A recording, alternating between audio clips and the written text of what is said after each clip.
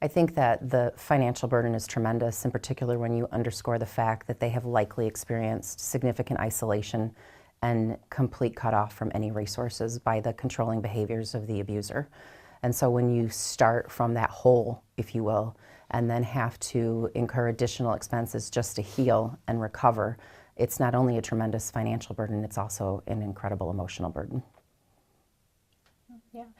Economic abuse is often an intentional tactic that's used to keep a survivor in a relationship or prohibit them from leaving the relationship. And so, again, starting out with not having resources or finances can make it challenging, especially when you're needing resources and finances to support your exit.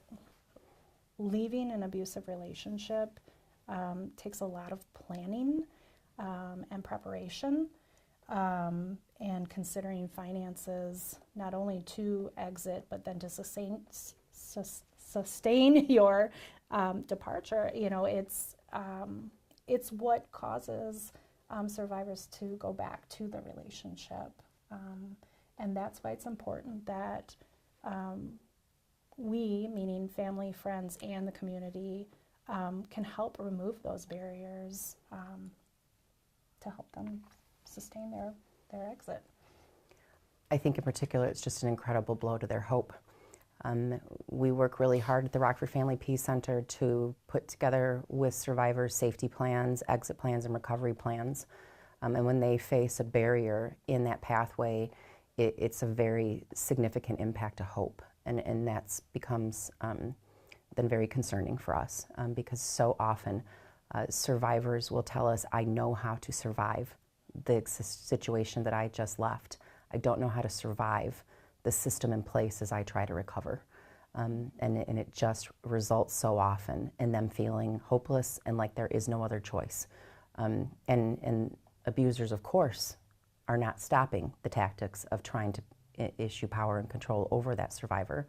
And so that's all happening in the background of that ecosystem where that perpetrator is still, you can count on trying to convince that survivor but that there's no other choice but then to return. And where there are systems set up to provide supports for survivors, those can be challenging, even though there are funds and there are services, there are remedies and protections available. You know, as Jen alluded to access them can be timely, can be confusing, can be complicated, and that's why we have the Family Peace Center, really to help navigate and walk alongside. You're in a state of potential crisis and trying to figure out these complicated systems, which sometimes take a long time to navigate, can be another factor, again, that creates hopelessness. There's a great economic impact. If you think about the crime alone, the cost to hold an offender accountable impacts our court systems, our police systems, our jail systems. It costs money to prosecute. And so there's that system. If a survivor is needing medical care, that's a cost that impacts our community. If a survivor needs to take time off of work, that's an impact to our places of employment. If there's a need to recover and children are taken out of school for an extended period of time, that is something that impacts children's potential and their ability to succeed and move forward. And so one instance can create a ripple effect on the impacts of our whole community.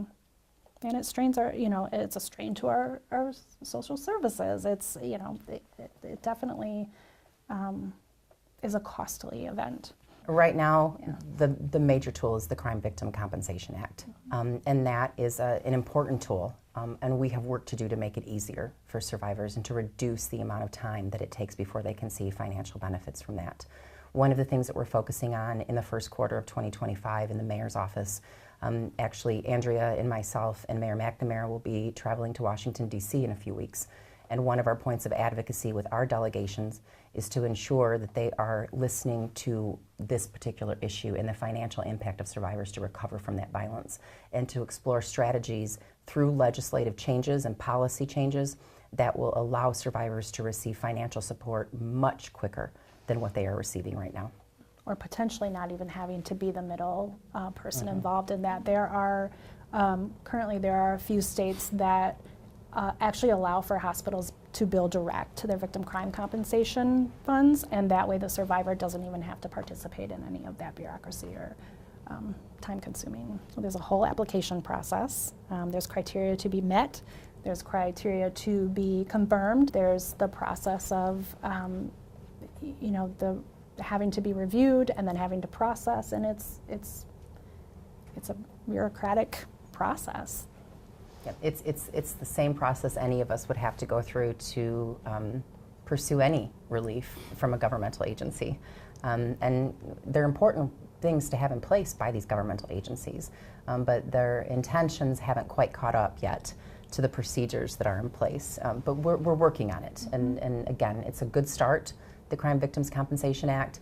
We just have to now listen to the voices of survivors who have given us direct feedback on how it's working for them and make the changes that they are requesting.